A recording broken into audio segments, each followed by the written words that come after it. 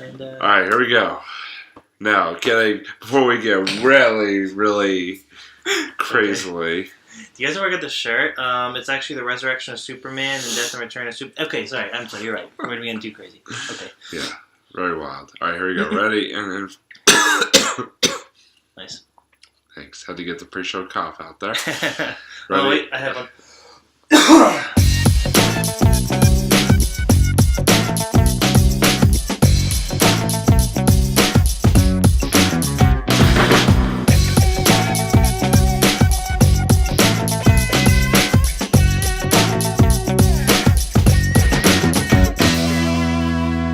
Hey, what's up, everybody? Welcome to another edition of On a Couch Talking Sports, episode number 102. As always, yes. I'm Robbie. This is Kyle. Kyle, how are you tonight? Not too bad, considering, we've had a few snow days, but honestly, I kind of like the days off of work from that, so...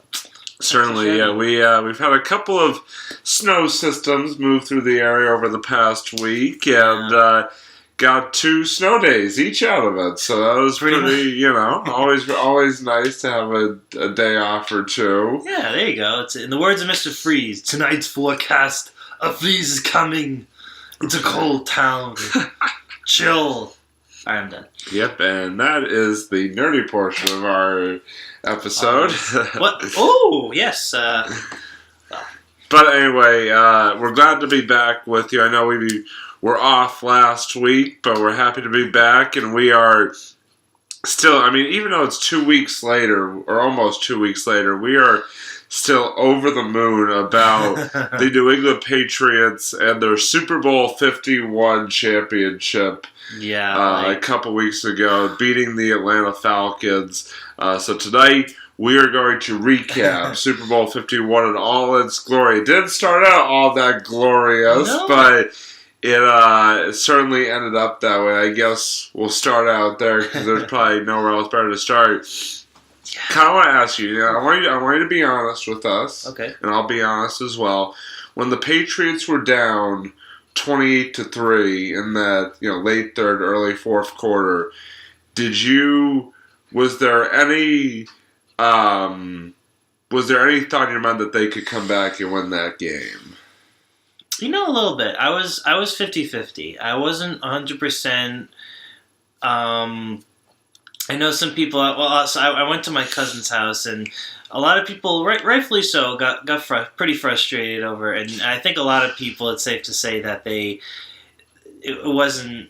Yeah, at least the people I was around with, they didn't think they were going to pull through. And it kind of reminded me of the game a little bit. The Super Bowl game 2 years ago, in which they pulled through in a sort of different kind of circumstance that people didn't think was possible. And so I was kind of 50-50. Part of myself was thinking, they can't do this. This is ridiculous. They only have 5 minutes left and they're up by this many points. But part of me kind of was hoping. I kept my fingers crossed. I'm like, oh, maybe you guys can do something. Who knows? But yeah, it was kind of a little cloudy. Yeah, no, I was. I would say honestly, I was more than 50% that they were not going to come back and win that game. It just didn't seem like anything was going their way. Just everything. Yeah, just all night long, just Atlanta just totally dominated that game. Yeah, and just looks like that they were well on their way. Obviously you hope. And, you hope that, maybe something happens, but realistically, I was not feeling too confident about their chances, especially when Atlanta took that 28-3 lead there in the third. I thought that it was, it's like, I thought that the fat lady was about to start singing, But hey, obviously as that fourth quarter went along, you started to sort of see the momentum shift and sort of see the fates turn to our favor. I think the biggest play of that game, or one of the biggest plays, there were a couple of big plays, but I think the biggest play for me, where I really was like, okay, we have a chance here, was the fumble recovery. The fumble, yeah. I mean, they were down at that point. I think it was 28-12, and then Dante Hightower has a strip sack on Matt Ryan. The Pats recover and then go down and score, get the ball back, go down, score, and get the two-point conversion. So when he made that fumble recovery, I was like, we got a shot here. You know, that we have a chance. And this is the next thing I want to get into, Kyle. Yeah. But the second most biggest play was the catch by Julian Edelman in the fourth quarter. On the game, I think it was the game-tying drive when he caught that ball. How he caught that ball, I still to this day do not know. That was like shades of like David Tyree when the Giants beat them in the undefeated season. Like just like how he kept that ball off the ground. Like, does he have like telepath, like psychic powers? Yeah. Can he like levitate? Magnets? Like, what was the deal? Like the reflexes behind that. Oh my god! And he had like two defenders. He was like basically draped in between like two defenders on that play too. I mean, it was just like it was one of those plays where you're excited, but also you're scratching your head. Like, did he really catch that? Like, how did he catch that ball? And I feel like when myself and other Patriots fans who saw that catch, were like, okay, we got this now. Like, let's go. Because now things have seriously, like, turned in our favor here. Like, yeah, because I feel like when you watch that play go down, at least from afar, I think it's safe to say that a lot of people thought he dropped it. And then all of a sudden, when they cut to the replays, the slow-mo replays... You're like, no, he caught that ball. I remember, like, I was like, what? Like, my head exploded. I'm like, wait, what? No, that was... No, you're right. Like, it was just... You're right. I think that really gave, like, the extra momentum I think that the team needed, you know? Yeah, well, let me ask you, Kyle. You know, obviously, I just named, a couple of my thoughts on it. And you may have the same answer, but to your point, what was sort of the turning point in that game where you said, you know, either like we have a really good chance here, or even just like, all right, we got this now, let's go. Like, what was sort of the turning point for you in that fourth quarter? You know, essentially. Oh, that's tough. I think I'm gonna have to go alongside with what you said. I think it was a combination between the fumble and the catch. I don't know,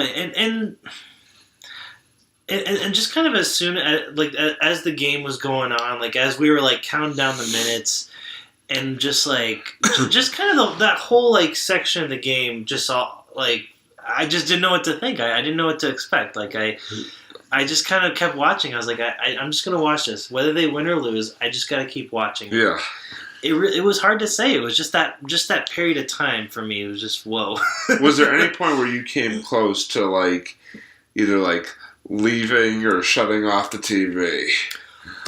Well, I think it was kind of before those events happened. Maybe like around the 5-minute mark. Yeah, I mean, well. Yeah, because I mean, like all the big plays are happening within like the last even like 10 minutes or so of the fourth quarter there. Yeah. Yeah, I think we were about ready to change the channel. We were probably going to switch to like HBO or something like that. But we kept watching. We just wanted to see the end of the Super Bowl. That's win or lose. Yeah, I mean you got to stick through it to the end. You know. Yeah, because there's like very little time left, and it was also like to me like. Even if the Patriots did lose, it wouldn't have been like that bad of a loss for me because it would have been kind of, I would have felt good for Matt Ryan. Like he's a good quarterback. Yeah. So. Oh, absolutely. I think that's sort of the thing that even heading into that game, like, I obviously I would have been disappointed if the Pats had lost, but. It was kind of like a win-win because obviously, being a big, as I mentioned before, being a big BC football fan, to see Matt Ryan win a Super Bowl would have been a pretty cool thing. And obviously, again, having him do it against the Patriots would have made it sour. But if the Patriots aren't going to win, I would definitely want to see Matt Ryan win one. So it sort of would have been a win-win for me there. But I mean, now let's sort of. fast forward, they've tied the game up, heading into overtime, tied at 28, all the momentum. I know I was personally going crazy at that point. Oh my God. But was there any? I mean, when they tied that game up, I got to be honest. I want to get your take on this too. All right. I honestly did not think that they were going to lose the game after they tied the game. I even remember, turning, to the who I was watching with and saying like, they're gonna win the. Here's what's gonna happen. They're gonna win the coin toss in overtime. They're gonna go down there and score a touchdown. Like I could just feel it. I just wonder, did you sort of have that same like? All right, we as I was heading over, like, there's no way we're losing this game. What was your sort of thought process there? Honestly, yeah, I'm gonna have to agree with everything you said at that point because as soon as I saw that game tied and like within the last like couple or so seconds of the game, I was just I was like breathing heavily. I was even more nervous now. I was even more nervous for this game. For a team that I'm not even part of than when I was playing back in high school football during some of our more crazy games like that. So. Even Thanksgiving senior year? Yep. Wow. I was even more nervous. That's pretty nervous right there. Yeah, I was just very anxious. I was like... Speaking of overtime games. Yeah, right? Oh, man. I mean, no, both games were pretty great in their own way, but like, oh my God, this was just wow. And then James White, the hero in New England, gets the handoff there and is able to keep those feet turning and get into the end zone for the game-winning touchdown. I mean, it was just I went nuts. I mean, it was probably one of the biggest Boston-related sports moments that I've ever seen. Just that, I mean, not the game itself, obviously, the comeback, but just that moment, like that stacks up there with David Ortiz's grand slam, against Detroit a few years back, a game that I was actually at, by the way, or even just like any other, like that stacks up with any other, epic Boston sports moment. Pretty much, yeah. Yeah, I don't even know what else to say. You're right. Yeah, it was just this game. I think a lot of us. Excuse me. Sorry for that. A lot of us are still trying to get over the fact that they won. I remember my cousin next to me was just. He looked at me. He goes, "Did they win? Kyle, did they win?" I'm like, "Yeah, they won." It's amazing. I mean, there really was no words like right afterwards to describe what we had just seen. It was just like. I still can't to this day find an accurate word that really describes what we went through in that game. It was unbelievable. Like how do you it's literally like you said, one of the best moments I think in Boston sports history. It is. This will go down. In my opinion, this is the best Super Bowl of all time. I mean, I know the Patriots have won 4 other ones, and those have all been great. But I mean, just even in terms of just overall Super Bowls, this is one of the best Super Bowls of all time. Agreed. And we thought the last one was the best Super Bowl for the Patriots. No, you're right. No, two years ago when they won, we thought that game was like with the interception and stuff like that. But this one, I think, takes the cake. I mean, biggest comeback in Super Bowl history. And just everything that was sort of leading up to the game with Tom Brady and Roger Goodell and Deflategate, the remnants of Deflategate. And I guess that's the sort of point I want to touch on as we sort of close out here. Yeah. Is, in your opinion, given all the build up to the game and everything, like I said about Brady sort of his redemption tour and even the beginning of the season, the 4-game suspension. Yes. Did that to you make the Super Bowl sweeter than the other 4, or was it about the same, or how do you sort of look at it in that context? Well, it was tough because I remember, the one 2 years ago was really, really amazing to watch, too. That was a whole nother experience. But in a way, just for me as a standalone game, I just liked... Yeah, it was actually, in this case, I'd say it was definitely the sweetest game to watch, in that respect. I just like the way I've never seen a team, just I'm saying like a sports team, just a general sports team, climb up the way they have. Yeah. And the way Brady kept his head on the whole game like that. Yes, Tom Brady. Breaking news, Tom Brady kept his head on. He did not get beheaded. Yeah, but in my case, I probably would have just lost my head. It probably would have been popped off, like, after the halftime show with Lady Gaga. All right, and anyways, that was well, that's actually a good sort of non sequitur. What were your thoughts? A couple of quick hitters here. Mm-hmm. What would you give the halftime show on a scale of 1 to 10? I actually really liked it. I'd say I'd give it an 8 out of 10. I am not the biggest Lady Gaga fan. I'm not one of her, whatever she calls the monsters. Yeah, no, you're right. You nailed it. Yeah. Okay. So maybe I'm more a fan than I thought, but I'm not like a diehard, like I'm going to listen to every Lady Gaga album fan.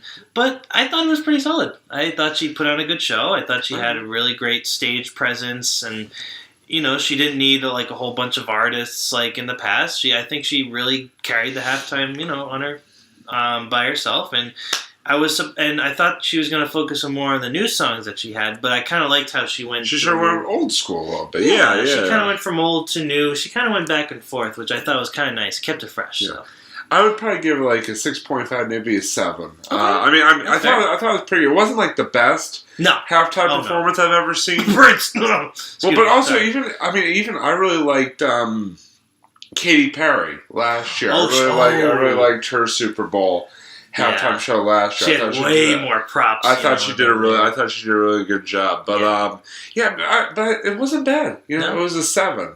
Yeah. 7's not bad. 6.5, 7's not bad. Got the job done. Yeah. No, she did what she did what she had to do. All right, next question. Favorite Super Bowl commercial?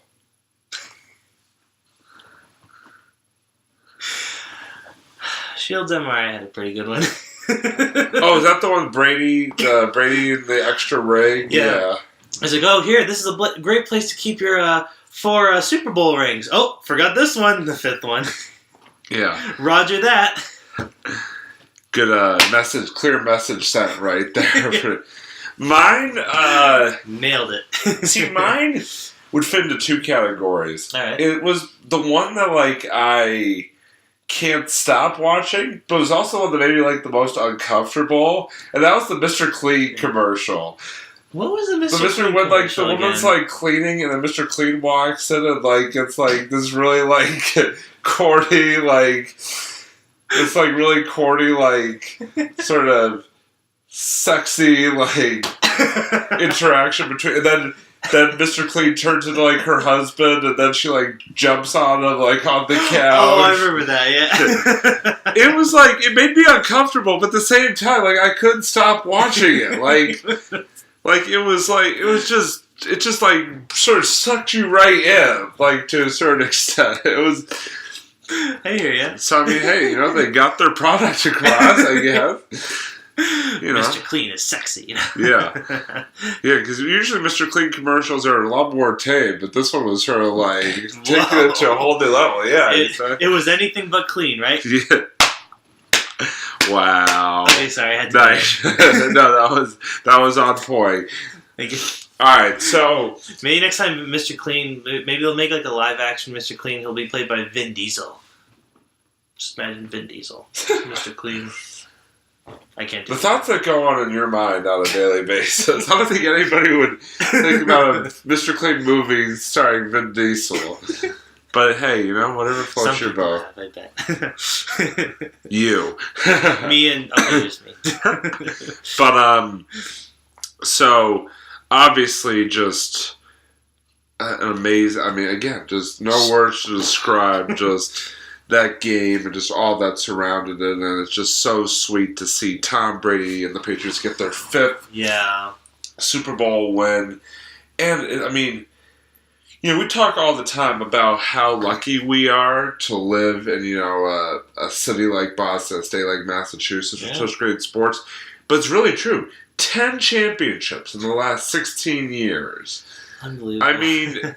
It just doesn't get any better. Yeah. Than that. We just have so well. It's sort of, we take it for granted. I feel like some people sometimes, but Yeah, it's just to me like every year a team either makes it, wins the championship or makes a deep run to the playoffs. It's like you never have a dull moment around here. Yeah, that's it. I mean, and we faced lots of wins. We faced lots of losses. From the Red Sox not winning all those years. And then it's just yeah.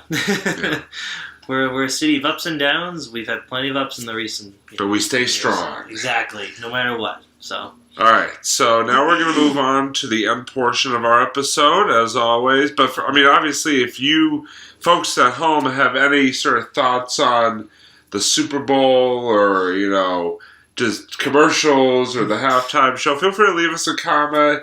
Facebook, Twitter. If you guys want to talk about trailers, if you want to get nerdy with me and talk about some of the Guardians of the Galaxy Logan trailers, then I'll be there too. So those are good. But yeah, definitely we'd love to hear our loyal viewers' thoughts on what was just an amazing Super Bowl. But now we're going to move on to our monologues, and I've got a good one this week. Me too. I want it good. I want to send a shout out or congratulations to the Harvard University men's ice hockey team, who this past Monday captured the Bean Pod Championship for the first time since 1993. Now, for those of you who don't know what the Bean Pod is, it is a hockey tournament that goes on the first 2 Mondays in February over at TD Garden. So it's not an actual pot with beans, like a lima bean, kidney bean. Oh, okay. But it involves the 4 sort of Boston area main Division I hockey programs: Boston College, Northeastern, BU, and Harvard. And this year, Harvard beat Northeastern in the semifinals the day after the Super Bowl. Speaking of the Super Bowl, and then this past Monday beat BU 5-3, or 6-3, excuse me, to capture their first Bean Pod championship since 1993. Good for them. So I just wanted to say congratulations to Harvard. Obviously, they're having a really good season right now in hockey. I think they're ranked like number 3 or 4 in the country right now. But Harvard, congratulations. Happy for you. Happy you beat BU. As many of you know, I'm not a big fan of BU hockey. But yeah. Wait, why is that? Because BC is BU's biggest rivals. Of course. But anyway, just very happy to see Harvard finally take home that trophy. So congratulations, Crimson. Nice. You deserved it. And now I'm going to throw it over to my partner in crime here, since he actually has a monologue this week. Kyle, what have you got for us? But pre-warning, it's a bit nerdy, but it is pertaining to the Super Bowl though, so it's like a 50-50. But the fact you point to that shirt, even though it's not even a Super Bowl shirt. Yeah, but see, this is actually what I wanted to get into. This is why actually I wore this shirt for this episode. So this shirt is based on I don't know how many of you people out there have read Superman. So there's a famous story back in the 90s where Superman dies facing his greatest foe, Doomsday. And then you think, yeah, he's dead. That's it. Nothing's going to happen. World's going to be in danger at this point because they resurrect this cyborg Superman, and he starts destroying everything, while Superman's dead. And then all of a sudden, he just, he just gets the will to live again. He's in the Fortress of Solitude. He's frozen. I think he's like cryogenically frozen or something like that. And his heart starts beating again. His robots help him up, and bam, he goes right to battle, takes down that cyborg, saves the day. So that's kind of how it, long story short, there's way more to that. The funny thing is that halfway through that, I realized where the connection was there. You had to work a little bit for that one, but that was pretty good. I do got to give you props. I've never actually heard a Super Bowl come back compared to a Superman movie before, and comic book. That's right. There you go. Yeah, Superman comic book. But hey, you gotta. That wasn't bad. Thank you. I give you props for that one. So either way, yeah, that's how I like to compare Superman to this year's Super Bowl Patriots. I mean, yeah. That just reminded me very much of that. So I was like, you know what? I have to wear this. I have to represent the Patriots in the form of Superman while while doing that. So, all right. Well, before we get too off the rails here, we're gonna wrap it up. Thanks everybody as always for watching. As always, he's Kyle. I'm Robbie signing off for another episode of On a Couch Talking Sports. We will see you next time, everybody. Goodbye.